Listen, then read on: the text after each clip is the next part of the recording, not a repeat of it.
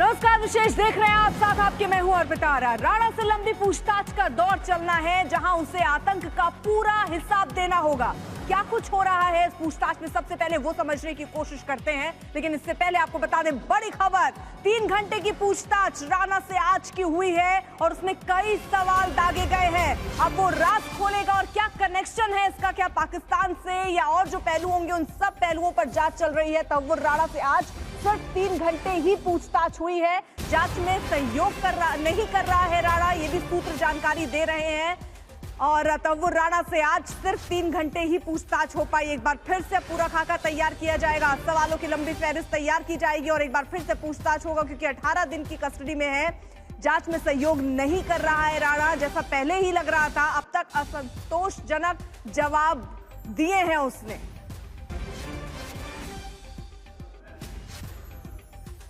जितेंद्र बहादुर सिंह हमारे साथ, हमारे सहयोगी और जानकारी के साथ जुड़ चुके हैं। जितेंद्र, सिर्फ 3 घंटे ही ये पूछताछ हो पाई और जांच में सहयोग भी वो नहीं कर रहा है, तो आगे क्या रणनीति होगी अब एजेंसियों की? और देखिए अर्पिता, मैं एनआईए हेडक्वार्टर के बाहर इस वक्त मौजूद हूं। यहां पर अभी भी बीच बीच में हलचल हो रही है, कुछ गाड़ियां अंदर आ रही हैं और कुछ गाड़ियां बाहर जा रही हैं। लेकिन सबसे बड़ी बात यह है कि तहूर राणा से पूछताछ सुबह के वक्त करीब 11:30 बजे के आसपास शुरू हुआ और 1.5 घंटे उस वक्त पूछताछ हुई फर्स्ट हाफ में। वहां पर जब उससे सवाल किए गए, एक सवालों की पूरी लंबी चौड़ी फहरिस्त एनआईए की तरफ से तैयार किया गया था, जिसमें 30 सवाल थे। लेकिन सूत्र बताते हैं कि जब सेकेंड हाफ में उससे पूछताछ हुई करीब 1.5 घंटे तक, तो उसने बहुत सारे सवालों के जवाब नहीं दिए।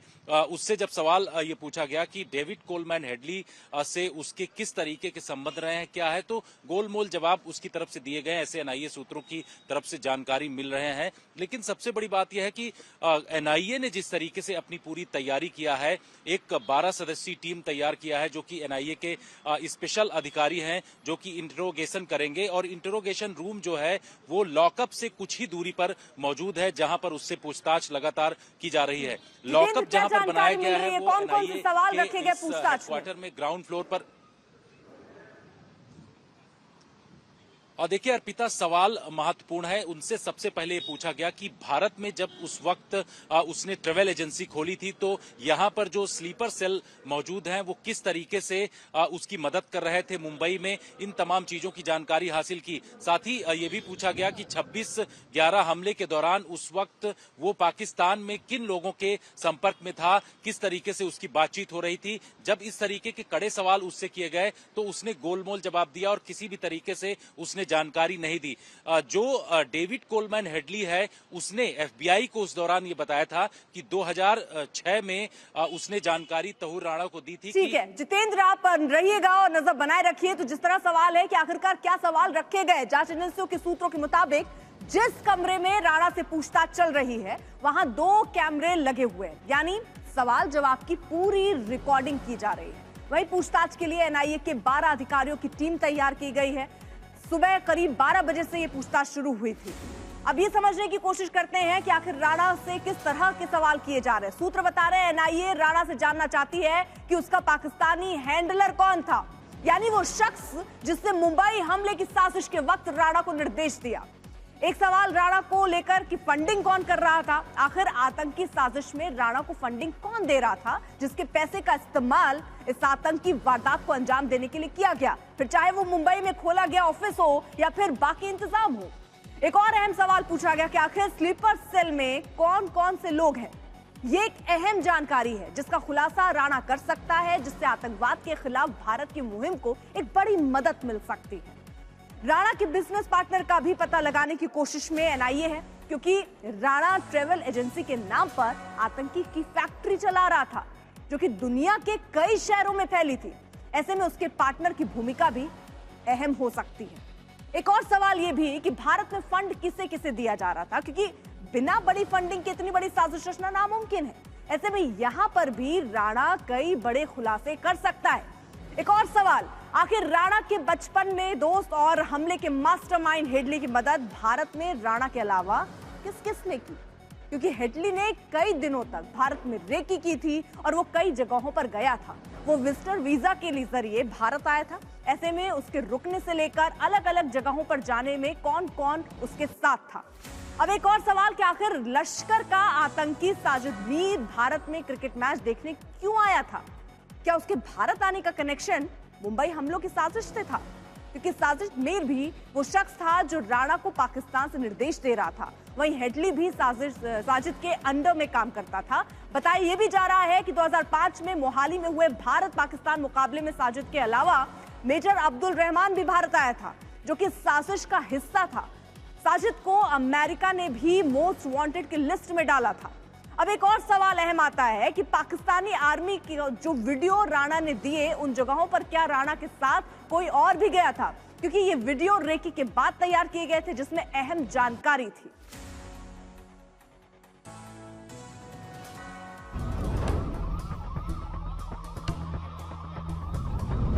छब्बीस 11 की साजिश में कौन कौन शामिल था? आखिर पूरी साजिश को कैसे रचा गया? कहां से हुई फंडिंग? कौन था हैंडलर?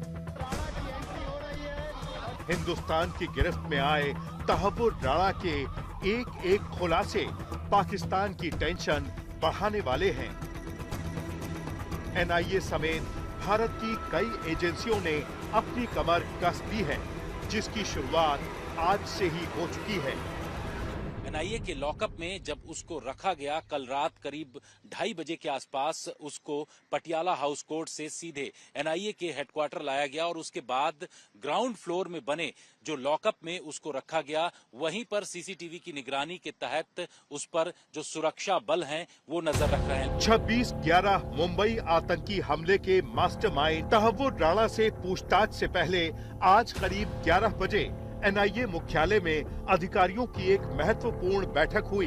एनआईए के डीजी समेत 12 स्पेशल अधिकारी बैठक के बाद राणा से पूछताछ के लिए पहुंचे।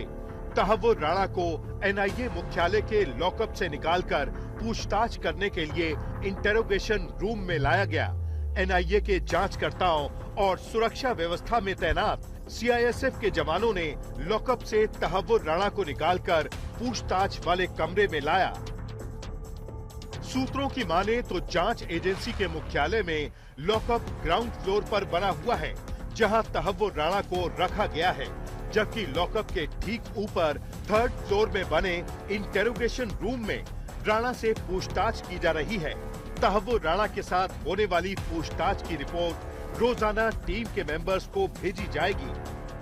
अंतर्राष्ट्रीय स्तर का जब कोई मुजरिम या मोस्ट वांटेड आतंकी भारत लाया जाता है तो उस दौरान उस प्रत्यर्पण संधि का, जो कि उस देश के जरिए जो भारत प्रत्यर्पित करता है, उसके नियमों का पालन पूछताछ के दौरान किया जाता है। सूत्रों ने ऐसी जानकारी बताई है। एनआईए पूछताछ करने के लिए तहव्वुर राणा से एक अलग तरीके का इंटरोगेशन रूम तैयार किया है। इस पूरे ऑपरेशन के दौरान राणा की 2 तस्वीर ही सामने आई हैं। पहली तस्वीर अमेरिका की है, जहां अमेरिकी अधिकारियों ने एनआईए को तहव्वुर राणा को हैंडओवर किया, तो वहीं दूसरी तस्वीर भारत की है, जब दिल्ली में पालम एयरपोर्ट पर राणा पहुंचा था।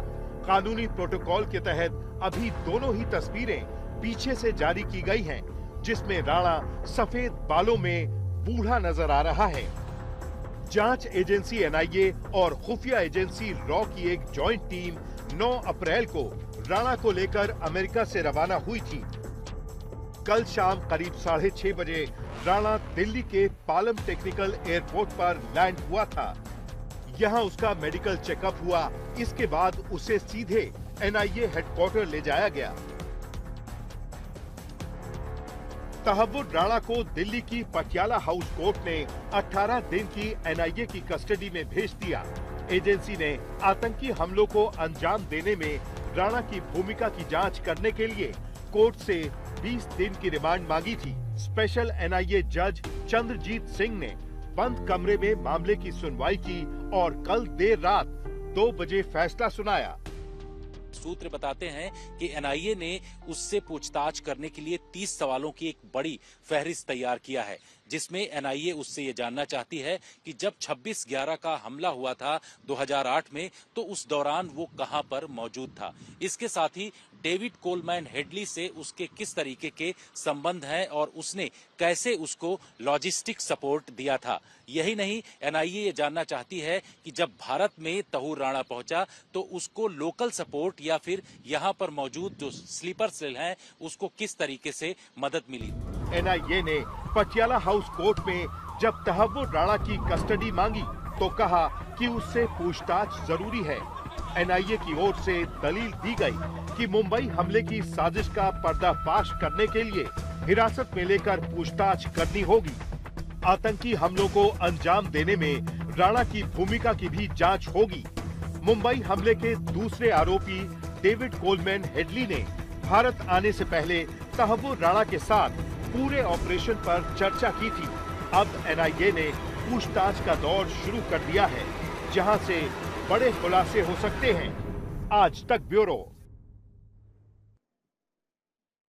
और अब बात राणा के लिए जेल में तैयार खास सेल की करते हैं। तहव्वुर राणा को एनआईए हेडक्वार्टर के ग्राउंड फ्लोर पर सेल में रखा गया है और ये सेल सीसीटीवी कैमरों से लैस है।